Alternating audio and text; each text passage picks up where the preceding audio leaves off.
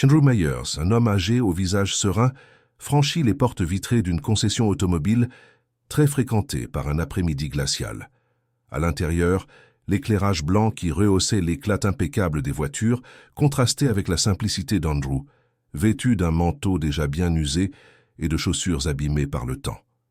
Sa fidèle berline, qui lui avait rendu de fiers services pendant près de 10 ans, semblait désormais réclamer une retraite bien méritée. Il n'était pas là pour faire sensation, ni pour impressionner qui que ce soit. Tout ce qu'il cherchait, c'était un nouveau véhicule répondant à ses besoins quotidiens. Alors qu'Andrew arpentait les allées de la concession, admirant les automobiles rutilantes exposées, quelque chose attira son attention, la froideur de l'accueil.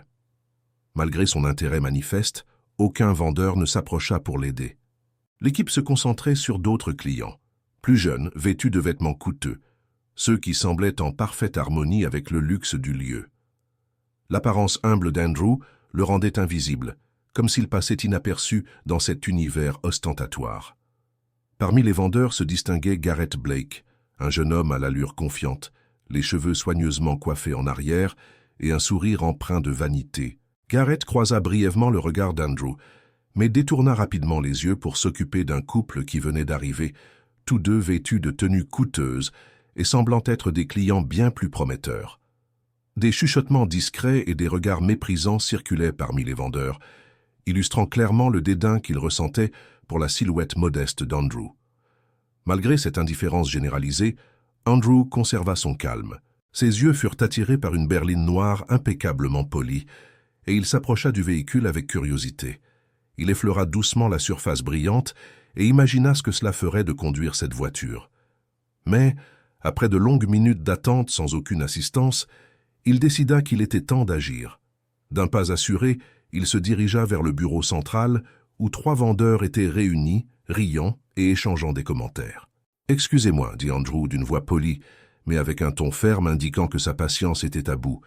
J'aimerais avoir des renseignements sur l'une des voitures. Quelqu'un pourrait-il m'aider ?» Garrett leva les yeux de son téléphone un bref instant et d'un air désintéressé répondit « Nous sommes occupés pour le moment. Revenez plus tard. » L'expression d'Andrew resta impassible, mais intérieurement, il sentait l'indignation et la frustration le gagner. Il hocha la tête poliment, se retourna et se dirigea vers la sortie. Alors qu'il s'éloignait, il entendit un commentaire murmuré, suivi de rires étouffés. « Encore un curieux qui nous fait perdre notre temps », murmura l'un des vendeurs. Ils étaient loin d'imaginer qu'Andrew Myers était tout sauf un homme ordinaire. Andrew Myers n'était pas seulement un homme lambda à la recherche d'une nouvelle voiture.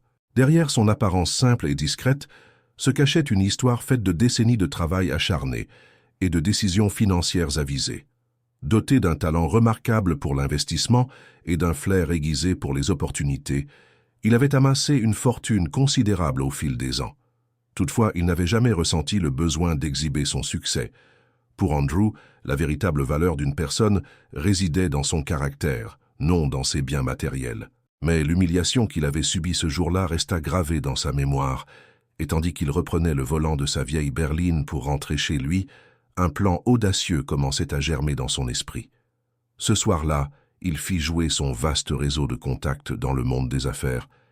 Il passa des appels, élabora des stratégies, et à l'aube, il avait déjà réuni les ressources et scellé les accords nécessaires à la mise en œuvre de son idée. Ce qui avait commencé comme un après-midi frustrant allait se transformer en un retournement de situation inattendu que personne n'aurait pu prévoir.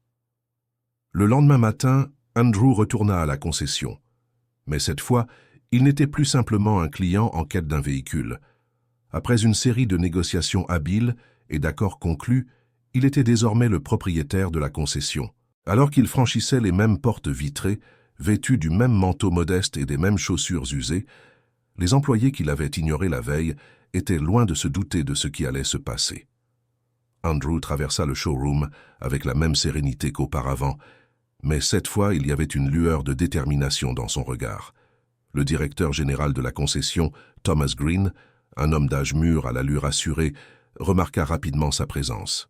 Ne reconnaissant pas cet homme ni la raison de sa visite, Thomas l'accueillit avec un sourire courtois, bien que visiblement forcé.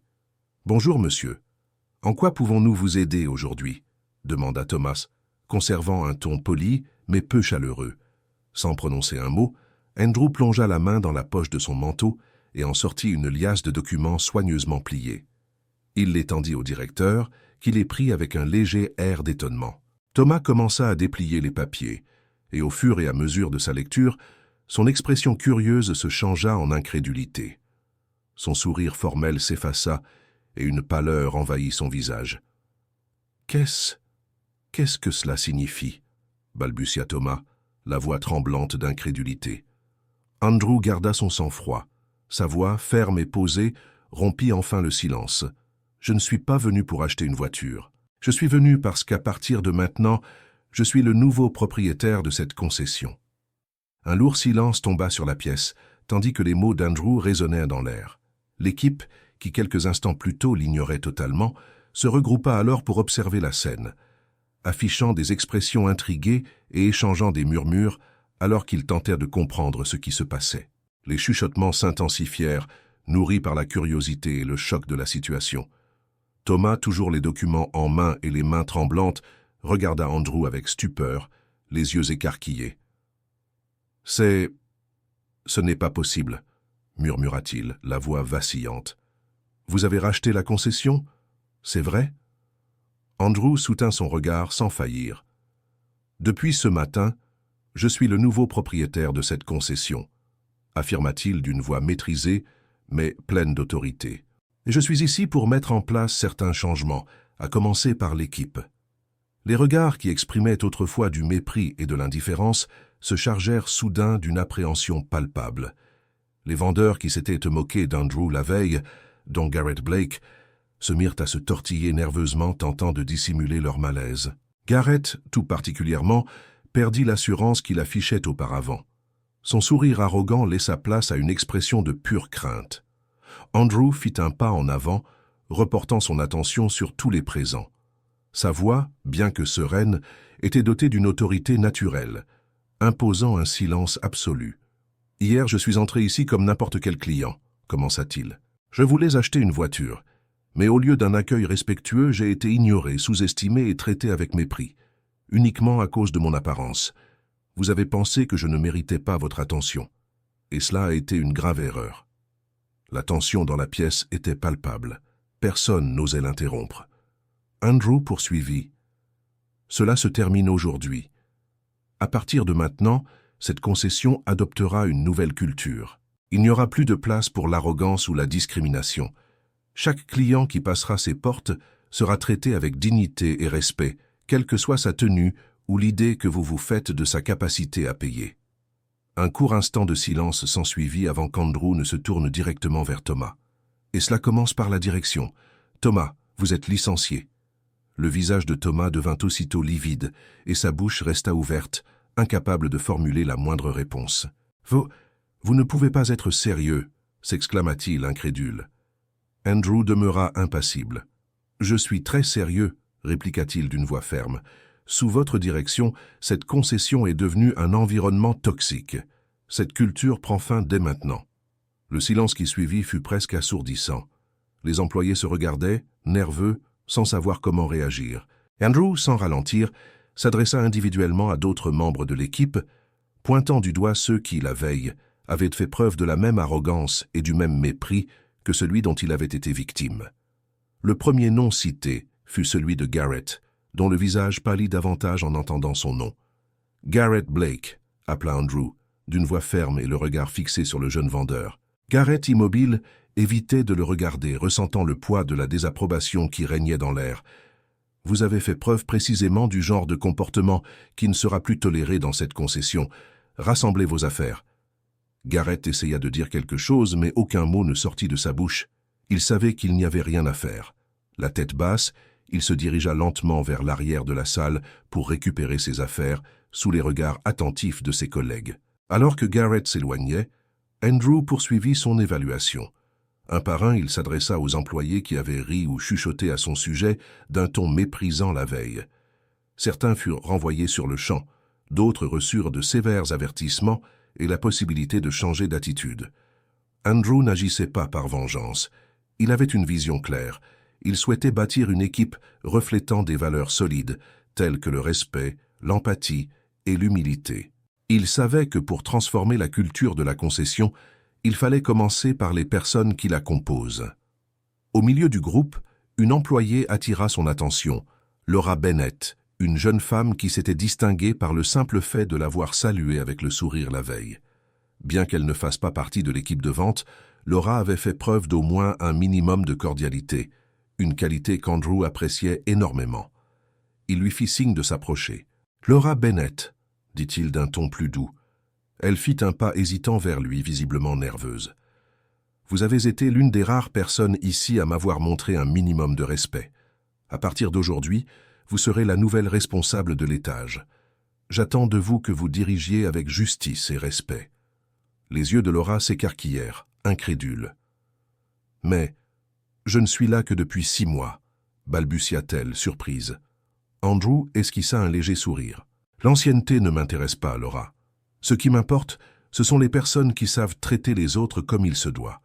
Félicitations. » Laura hocha timidement la tête, encore sous le coup de la surprise liée à sa promotion inattendue.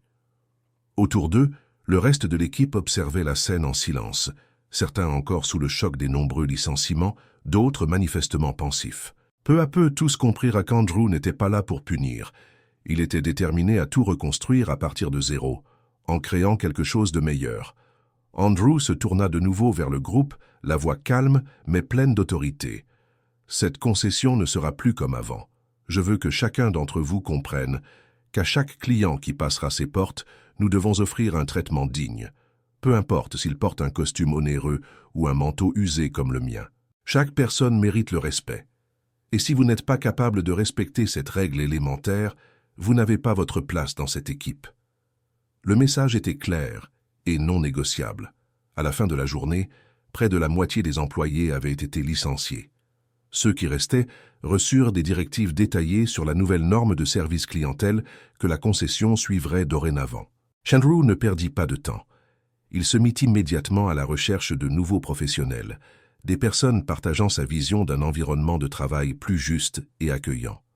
La transformation de la concession fut étonnamment rapide. En quelques jours, les rumeurs sur les événements dramatiques et la nouvelle gestion se répandirent dans toute la ville. L'endroit, autrefois réputé pour son indifférence et son arrogance, devint célèbre pour son ambiance chaleureuse et son professionnalisme. Les clients remarquèrent presque instantanément la différence. Désormais, toute personne qui franchissait ses portes était accueillie avec une attention sincère et un respect réel. En quelques semaines, les ventes explosèrent et la réputation de la concession atteignit de nouveaux sommets. Ce n'étaient plus seulement les voitures qui attirèrent la clientèle, mais l'expérience de service exceptionnelle devenue la marque de fabrique de l'établissement.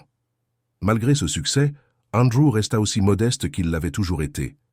Il fuyait les projecteurs et refusait de s'attribuer seul le mérite de cette transformation. Pour lui, il ne s'agissait pas de prouver quoi que ce soit à l'équipe qu'il avait sous-estimée, mais plutôt de bâtir quelque chose qui fasse vraiment la différence. Un lieu où chaque personne se sente valorisée, indépendamment de son statut ou de sa fortune. Un après-midi, alors qu'Andrew se promenait dans le showroom désormais animé et plein d'énergie, Laura Bennett s'approcha de lui. Son visage était serein, mais elle rayonnait d'une gratitude sincère. « Monsieur Meyers, » commença-t-elle un peu hésitante, « je voulais vous remercier d'avoir cru en moi et de m'avoir donné cette chance. Ça a changé ma vie. » Andrew lui sourit avec bienveillance. « Vous le méritez, Laura.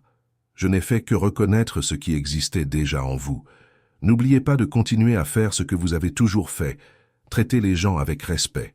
Au fond, c'est tout ce qui compte. » Laura acquiesça, et son regard exprimait désormais une confiance renouvelée. Sous sa direction et grâce à l'accompagnement discret d'Andrew, la concession prospérait un peu plus chaque jour.